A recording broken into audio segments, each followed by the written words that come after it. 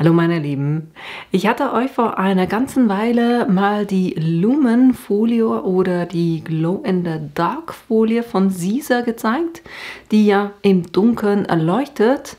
Und heute wollte ich noch was weiteres damit machen, weil ich wollte euch zeigen, dass ihr darauf auch sublimieren könnt. Und wie das Ganze funktioniert und es dann auch aussieht, das seht ihr gleich nach dem Intro.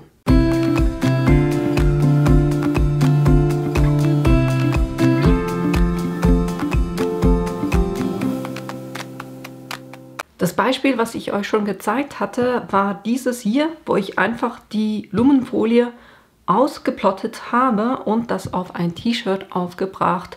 Das heißt, das ist so, wie man die normalerweise braucht oder verwendet. Und wenn die ja dann im Dunkeln ist, also nicht im Dunkeln, ist sie ganz einfach weiß. Wenn das Ganze dann im Dunkeln ist, dann leuchtet das eben grün. Ich habe hier aber eben nichts drauf, ne? Das ist nur eine Fläche und heute will ich ein anderes Design machen, wo ich tatsächlich logischerweise auch die Lumenfolie aufbringe, darauf aber sublimieren werde. Das werde ich so auf ein Mini-T-Shirt machen, 100% Baumwolle. Auch das ist ein Baumwoll-T-Shirt. Das heißt, ihr könnt da eben die Lumenfolie verwenden, um indirekt auch zu sublimieren. Und meine Idee war, das dann so auf einen Teddy, dem das anzuziehen. Geht natürlich nicht nur sowas, ne? Eben T-Shirts, Hoodies, kleine T-Shirts. Ich kann mir das auch super vorstellen als kleine Patches für Kleidung von Kindern, jetzt gerade in der Zeit, wo es draußen dunkel wird, sehr schnell oder auch morgen noch dunkel ist, dann solche Patches aufzubringen. Das finde ich eine coole Idee. Oder zum Beispiel auch, es gibt ja so Tüchlein, die man um den Hals hängt oder eben auch Hundedecken oder sowas, wo man da auch solche Verzierungen draufbringen könnte und das dann eben im Dunkeln leuchtet. Da habt ihr bestimmt noch viele mehr Ideen, als ich das habe, aber eben ich will euch heute das einfach mal auf diesem Mini-T-Shirt zeigen. Und zwar werde ich das Ganze mit der Juliette von Sisa machen und das Design selber gestalten im Leonardo Design Studio. Und da starten wir jetzt auch gleich. Ich habe, wie gesagt, das Design schon vorbereitet. Das wird so aussehen, dieses Stars can't shine without darkness. Das heißt, Sterne können ohne die Dunkelheit nicht leuchten. Ich finde das einen extrem schönen Spruch und passt natürlich eben auch mit dieser Glow-in-the-Dark-Folie. Was ich schlussendlich haben will, ist etwas, wo ich einen Print-and-Cut machen kann, das heißt drucken und dann schneiden. Und dann brauche ich zusätzlich noch einen Schneiderahmen, weil ich werde das, was ich mit dem Simulationsdrucker ausdrucke, werde ich auch zuschneiden, damit ich das dann besser auf der Folie platzieren kann. Und das ist dann für die Folie. Da ich aber hier die Größe noch anpassen werde, lösche ich das kurz und zeige euch jetzt einfach mal, wie ich dieses Design gemacht habe. Schiebe ich mal so ein bisschen raus. Und jetzt machen wir Folgendes. Ich werde zuerst eine Schrift einfügen. Und hier habe ich die Schriftart Carly, also C-A-R-L-E-Y. Das ist eine, die ich von Creative Fabrica habe. Ich werde euch unten den Link dazu machen, weil da kann man eben wunderbar auch Schriften kaufen. Und da gebe ich jetzt mal Stars ein, sage hinzufügen. Das ist eine. Dann kann ich das auch gleich hier bearbeiten. Kopie hinzufügen. Das mache ich ein bisschen kleiner schon mal. Ich nehme hier kurz das Drucken und Schneiden weg, dann geht es ein bisschen einfacher für mich und dann auch das Dunkel weg. So, zum Design geht das ein bisschen einfacher. Jetzt mache ich kleiner, Doppelklick drauf, dann kann ich den Text anpassen. Dann sage ich can't shine, das heißt können nicht leuchten. Hinzufügen, das ist eine. Das dupliziere ich auch nochmal. Hier sage ich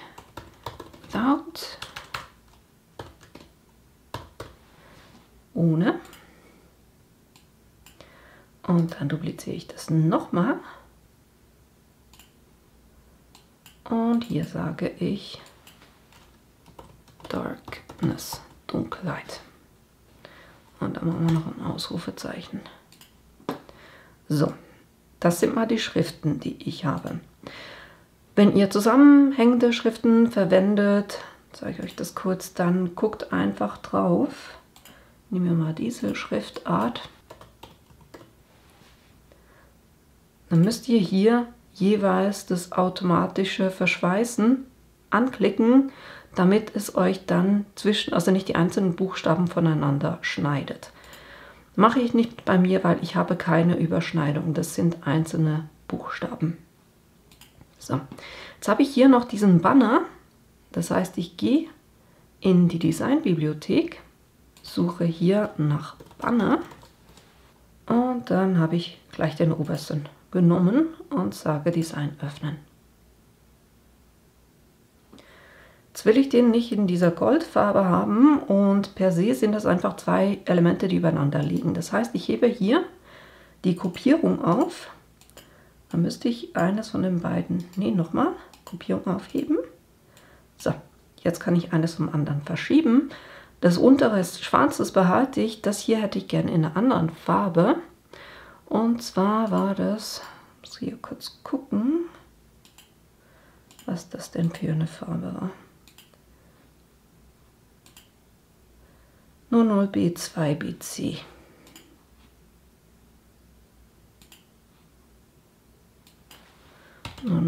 B2BC, das ist die Farbe, die ich haben möchte. Ah, ich musste einfach noch den Tabulator einmal drücken, dann ging's. So, jetzt nochmal das hier.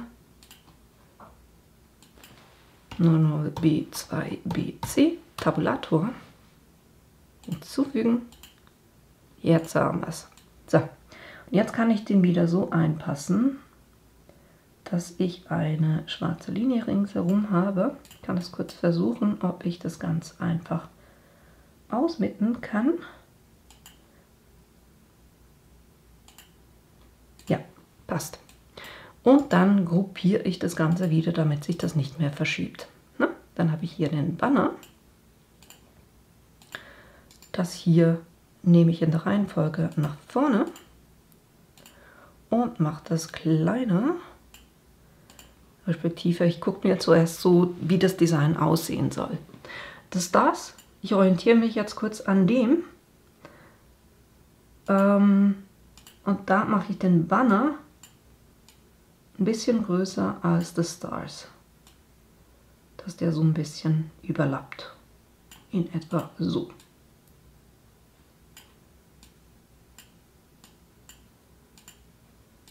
Dann weiß ich nämlich auch, wie dieses Can't Shine sein muss. Das mache ich jetzt so, dass es hier in diesen Banner reinpasst.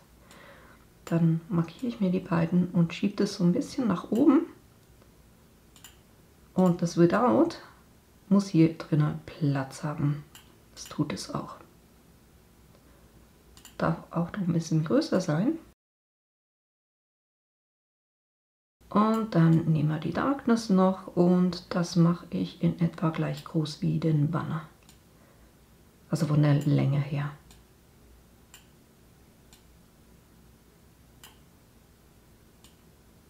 Es geht bei solchen Designs einfach so ein bisschen um die Balance. Nehme ich noch ein bisschen runter. Nehme die drei noch ein bisschen runter. Schon zu viel, glaube ich. Moment. Ja, ich würde sagen, das passt. Jetzt markiere ich alle und sage hier, das soll sich mittig ausrichten. Jetzt passt mir das hier beim Schein nicht. Wenn ich jetzt mit der Pfeiltaste nach rechts gehe oder nach links gehe, dann springt der ziemlich groß. Das will ich nicht. Wenn ich zusätzlich die Shift-Taste halte, dann springt er in kleineren Sprüngen und so kann ich das noch ein bisschen ausrichten. So, das ist schon mal das.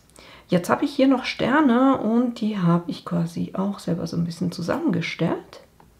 Das heißt, ich gebe hier Star ein, also Stern. Und dann habe ich hier diesen simplen Stern genommen und sage Design öffnen. Jetzt wird er hinzu. Upsi, das wollte ich nicht. Zurück. Ich will den Stern haben. Und den kopiere ich einmal.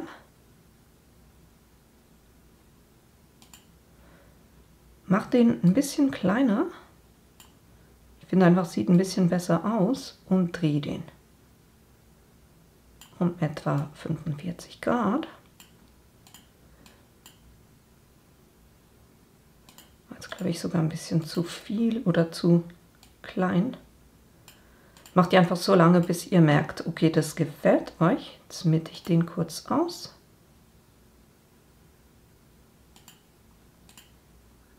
Ich würde sagen, so gefällt er mir. Dann kann ich die beiden markieren und das verschweißen. Dann ist es nur noch ein Element.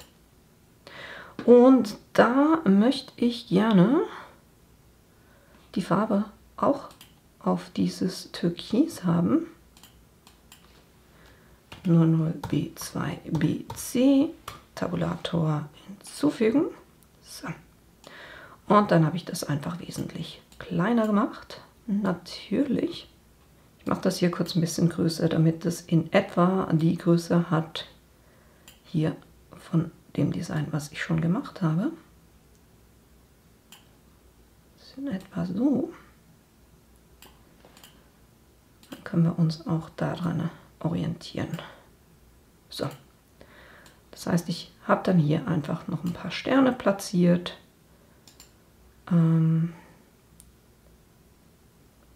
Kopie hinzufügen. Beiden in etwa auf derselben Höhe. Sieht dann ein bisschen besser aus. Dann habe ich nicht nur oben die Sterne gemacht, sondern das dann auch im dunklen Bereich unten. Und da habe ich die natürlich auf schwarz gestellt. Und ein bisschen kleiner, damit es hier Platz hat. Den noch dupliziert. Und hier drüben eingefügt. Und dann habe ich einfach noch mehrere Sterne hier teilweise ein bisschen kleiner gemacht und die noch oben verteilt. Mal jetzt nicht, weil ihr seht das Prinzip, ne? Und wenn ich das alles gemacht habe, habe ich das alles gruppiert. Und dann bin ich auf Offset und habe hier das auf Logo drucken und dann schneiden und das ganz einfach so weit erhöht, wie mir das, also bis mir das gefallen hat. Ich wollte möglichst wenig Zwischenräume, sondern dass das dann alles eine Fläche ist.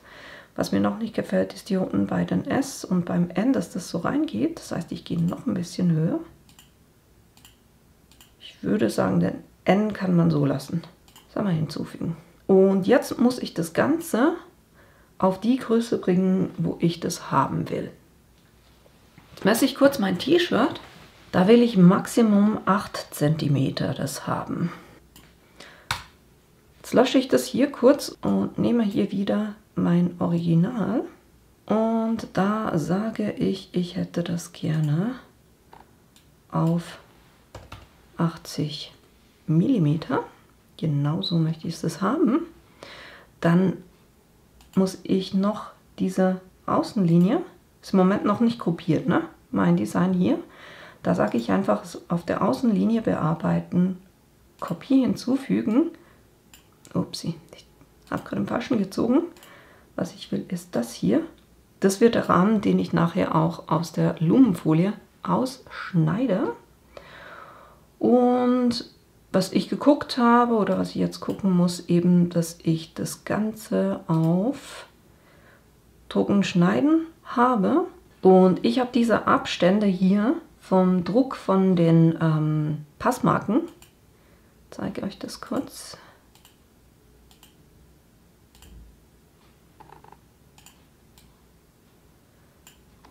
Die sind relativ knapp.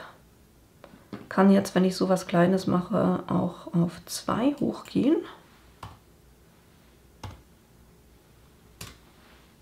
bisschen mehr Abstand hat, aber das reicht so eigentlich. Und da ich eine A4-Seite habe, kopiere das kurz, damit da nichts mehr passiert. Und jetzt schiebe ich das so weit raus, wie es geht. Wenn ihr die Passmarken nicht mehr angezeigt habt oder die rot sind, dann seid ihr zu weit draußen. Und jetzt kann ich das ganze Design hinzufügen.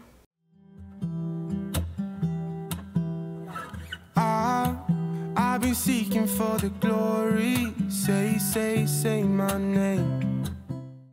Geht einfach für mich darum, dass ich die ganze A4-Seite nutze, wenn ich den Sublimationsdruck mache. Und was ich hier mache, ist, dass ich das für Sublimieren hier spiegle. Dafür nachher beim Ausdruck, beim Sublimationsdrucker werde ich das nicht mehr spiegeln. Da muss ich dran denken. Und logischerweise auch das hier dann spiegeln. Na, will er oder will er nicht? So. Das heißt, hier das S, ne, das muss auf der Seite sein. So, und jetzt speichere ich das auf jeden Fall. Ihr könnt speichern unten, wenn ihr es noch nicht gespeichert habt. Ich habe das schon bei mir in den Dateien, deshalb kann ich jetzt einfach die neue Version speichern. Und jetzt muss ich kurz meine Juliette anschließen und dann gucken wir gleich weiter. Jetzt gehe ich hier auf Design senden, dann alle Grafiken, die auf der Seite passen, ja, senden. Und jetzt habe ich hier schon meinen Sargras-Drucker, Papierformat A4, okay. Schneiden, Einstellung mache ich auf Schneidematte, auf der Sisa.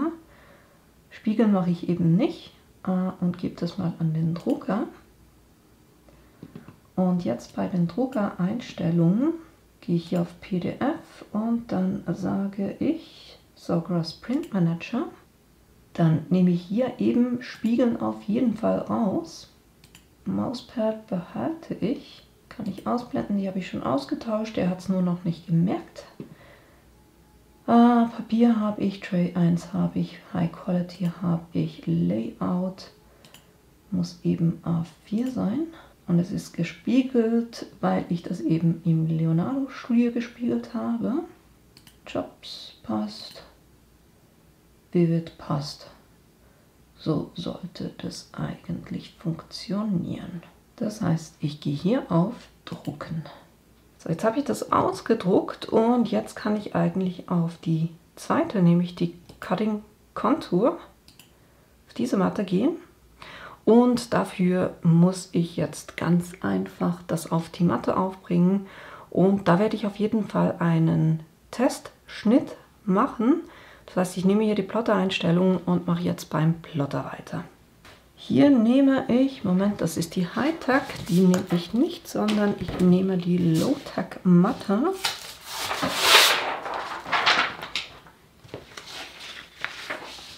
Und da bringe ich das Ganze auf, und zwar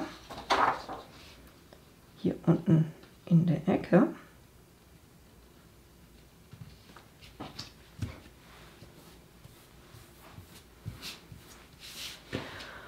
Und ich habe euch das letzte Mal, als ich euch die Juliette gezeigt hatte, gesagt, dass ich unterschiedliche Messerhalterungen bestellen werde. Und habe ich gemacht, die sind auch schon gekommen. Und deshalb kümmere ich mich noch kurz um die Messer.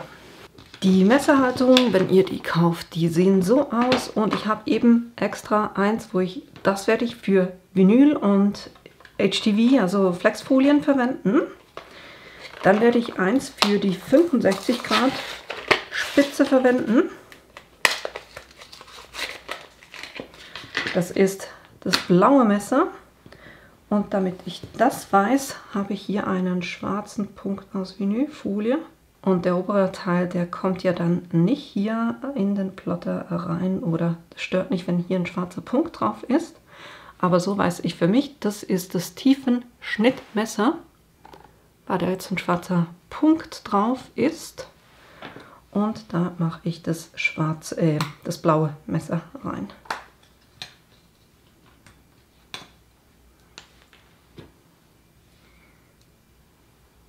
heißt, ich lasse es mal hier reinfallen. Und dann ist der Richtwert, na, wenn ihr den goldenen Ring löst, könnt ihr da dran drehen und dann, also am silbernen Ring drehen. Da sollte eigentlich das Ganze nicht weiter rausgucken als eine Kreditkarte. Ich orientiere mich jetzt an dem, was ich schon habe.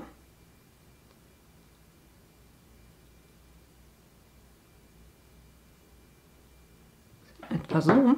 Und dann kann ich das befestigen, indem ich den goldenen Ring zudrehe. Dann weiß ich, das ist mein Tiefenschnittmesser. Und dann habe ich noch eins.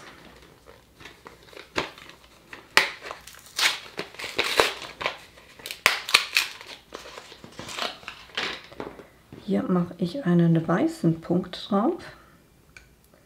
Dann weiß ich, dass ich das für das Papier jeweils verwende.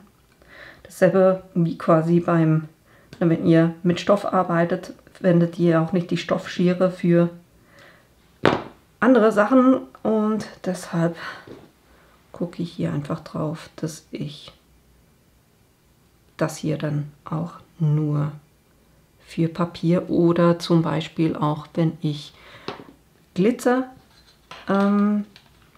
auf Bügelfolie verwende, weil die so eine grobe Struktur hat, dass das eine stärkere Abnutzung vom Messer gibt, dann werde ich auch das hier verwenden.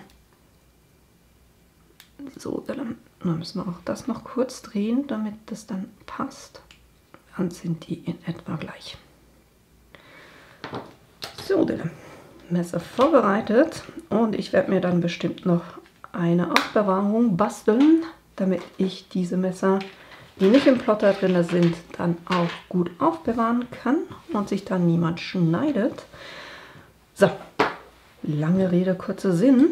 Es geht ums Papierschneiden. Das heißt, ich nehme mein weißes Messer, mache das wieder rein und mache das fest. Dann lade ich hier die Matte.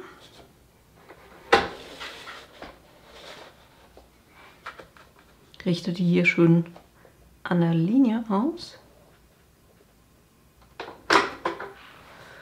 Und jetzt bringe ich das Ganze ein bisschen weiter runter, weil ich will hier im unteren Bereich noch kurz einen Testschnitt machen.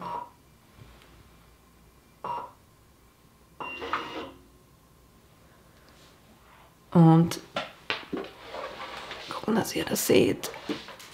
Ich habe hier ja das T-Shirt, das heißt, damit kann ich einen Testschnitt machen, aber dafür muss ich ja zuerst in die Schnitteinstellungen. Ich habe letztes Mal ein Papier, 200 Gramm Papier hatte ich gespeichert.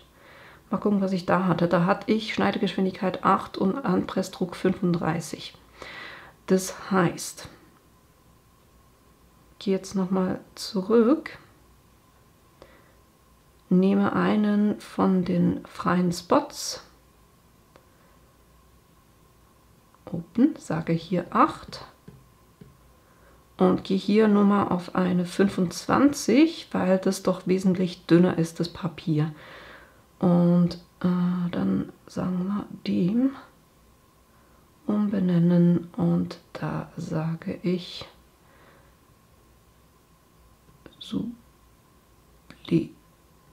Papier. Speichern.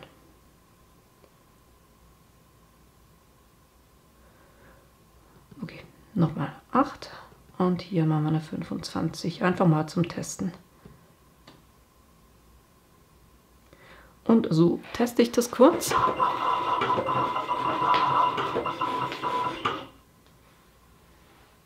Gebe ich die Matte ein bisschen raus. Kann hier gucken, ob es das richtig geschnitten hat. Das lässt sich super lösen, aber ich sehe auch ich sehe das tatsächlich auch auf der Matte drauf. Das heißt, es hat sogar ein bisschen zu tief geschnitten. Gehen wir hier mal auf eine 20 runter. Dann gehe ich wieder nach unten.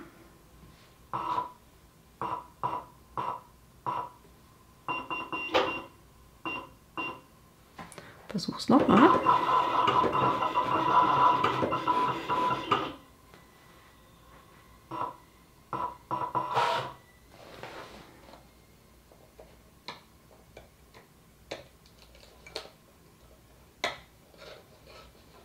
Gut, das hat es geschnitten, aber einen kleinen Abdruck sehe ich immer noch in der Matte. Das heißt, ich versuche es nochmal ein bisschen mit weniger. Gehen wir tatsächlich auf eine 15 runter. Und diese Einstellung, das mache ich ja nur einmal, weil beim nächsten Mal weiß ich, okay, ich kann einfach die Schnitteinstellung wählen und dann wird es mir das richtig schneiden. So, versuchen wir es nochmal.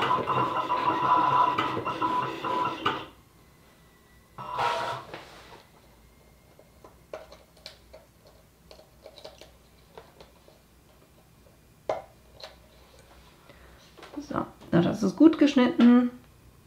Bin gerade im Überlegen. Ich gehe noch 2 hoch. Sweet Spot.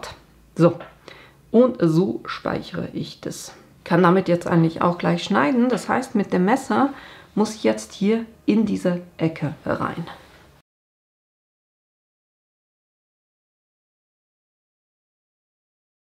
Und dann kann ich hier sagen, an Plotter senden. Mal kurz überlegen, ob ich alles richtig gemacht habe. Ich würde sagen, ja. Also an Plotter senden. Yes.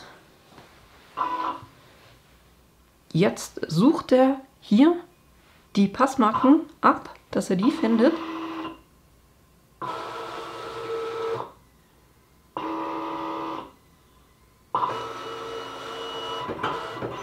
Hat wunderbar funktioniert und jetzt schneidet er mir in Windeseile meine Designs aus.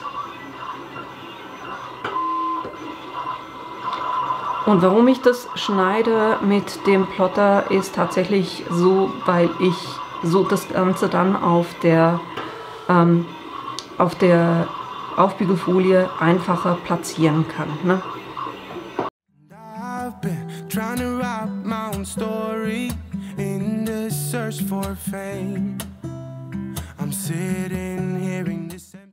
Noch ein kleiner Tipp, ich habe ja jetzt relativ lange gequatscht und die Messer ausgetauscht.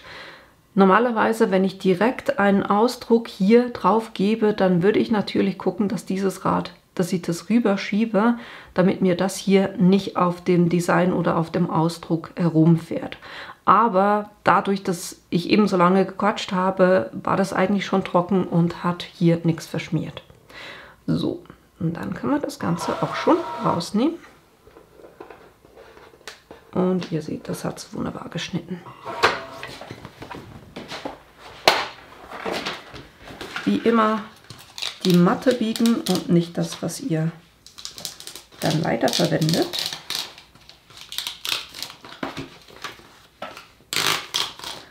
So kringelt sich das Papier einfach ein bisschen weniger dann.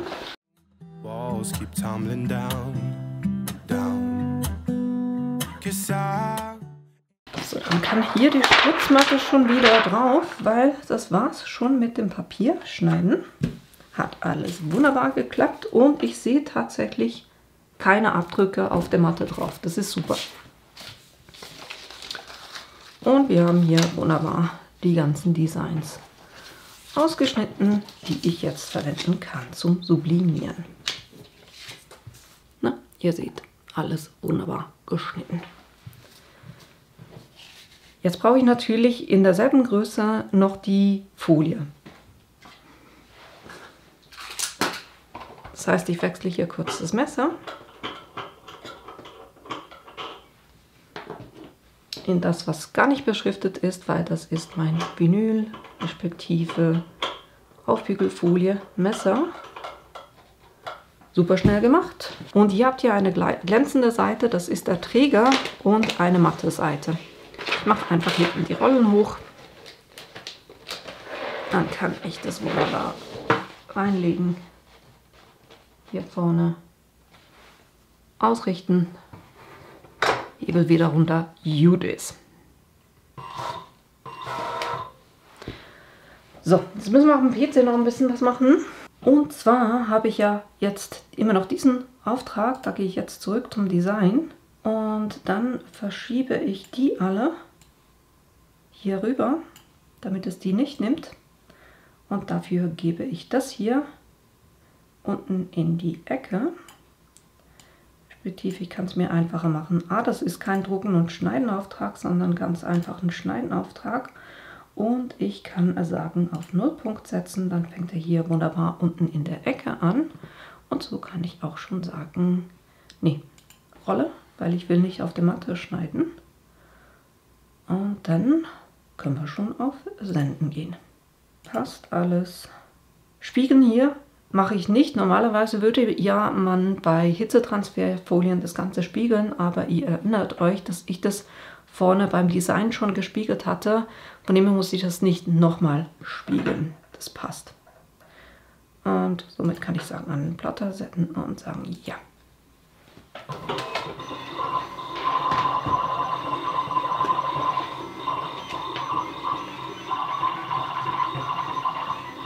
Jetzt habe ich ein bisschen zu schnell gedrückt.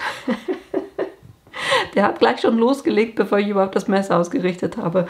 Na, ihr merkt, die Abläufe sind bei mir auch noch nicht so ganz verinnerlicht, aber naja, das Thema ist, sehr wahrscheinlich hat das jetzt nicht gereicht, weil ich die Papiereinstellung hatte.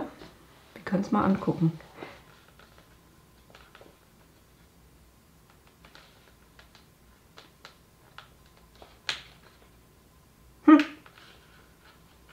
War tatsächlich ausreichend. Okay.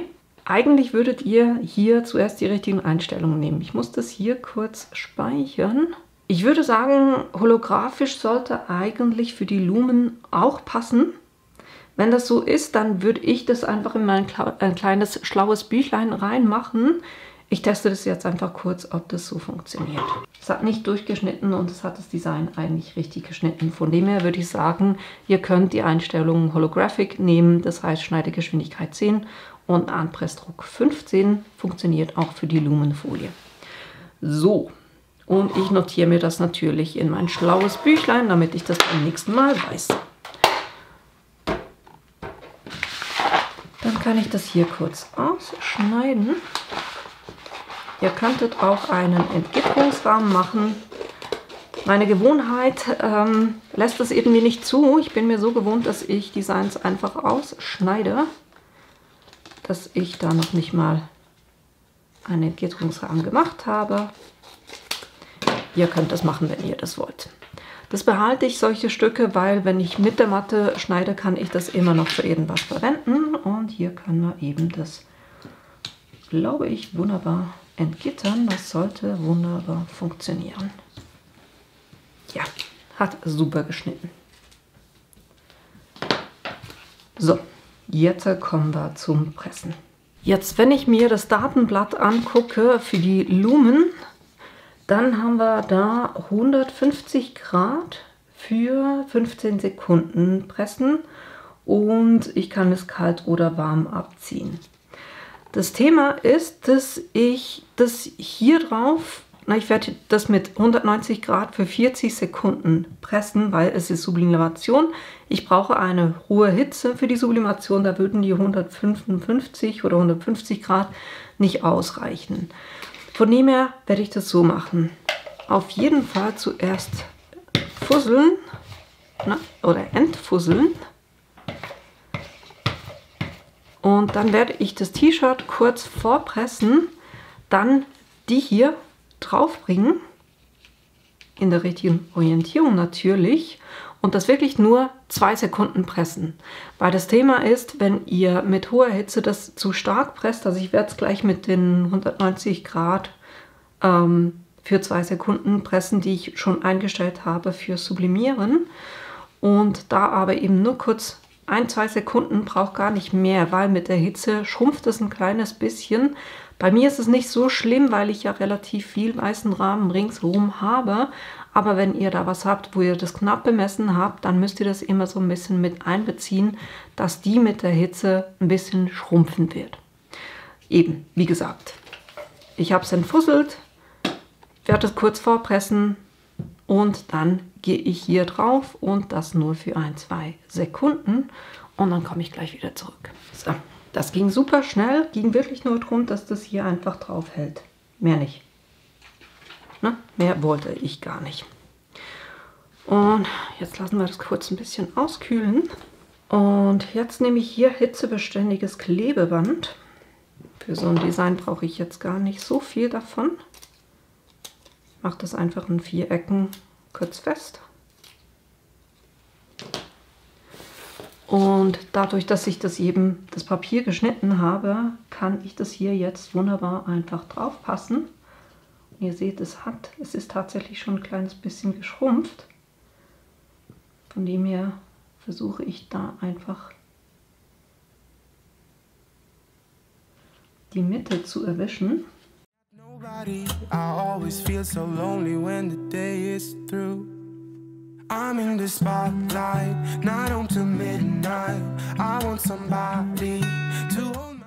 Und das werde ich jetzt so pressen, dass ich hier ein Backtrennpapier drauf mache, da die Hitzepresse eben auf 190 Grad habe und das 40 Sekunden presse und das dann kurz auskühlen lasse und dann kann ich es abziehen. Genau das mache ich kurz und bin gleich wieder zurück. Und dann kann ich das abziehen. Ich dachte, ich kann.